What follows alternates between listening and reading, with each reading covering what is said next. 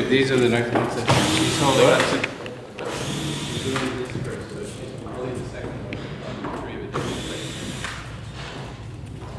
Pour la série des Dark Rooms, les chambres noires, Michel Campeau, photographe québécois, a eu l'excellente idée d'explorer les laboratoires photographiques, ces lieux dotés d'une dimension magique où s'originent les images, où s'originaient les images photographiques au temps de la technique argentique.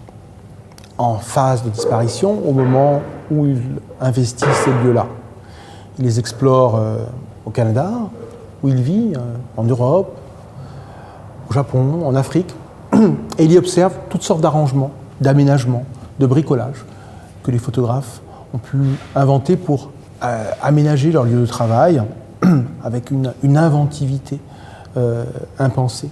Il explore ces lieux avec un petit appareil numérique en exploitant la faible qualité de cette technique-là, au flash, très directement,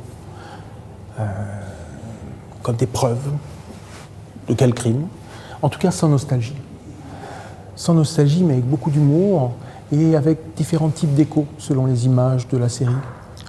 Les échos à la peinture, des bacs de révélateurs avec la chimie blanche produisent un écho à la peinture abstraite. D'autres échos à la peinture peuvent se lire dans cette émergence de motifs produits par la succession de la position de scotch de couleur sur le plateau sur lequel est placé les feuilles de papier photographique. Des tiges qui permettent le masquage et de faire apparaître la lumière ou de la tamiser dans le tirage au moment de l'exposition du papier, deviennent des sortes d'échos à des sculptures abstraites, de Calder, pourquoi pas. Donc toutes sortes d'échos amusés qui sont une manière de finalement revitaliser ces lieux, de leur donner une nouvelle vie.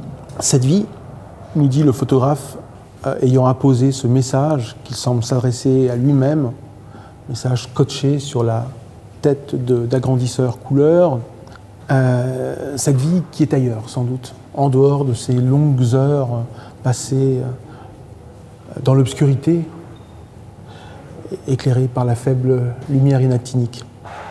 On pourrait qualifier cette série de métaphotographique, c'est-à-dire que la photographie vient nous parler de la photographie, d'un de ses statuts, dans l'analyse de sa technique même, de ses constituantes techniques même.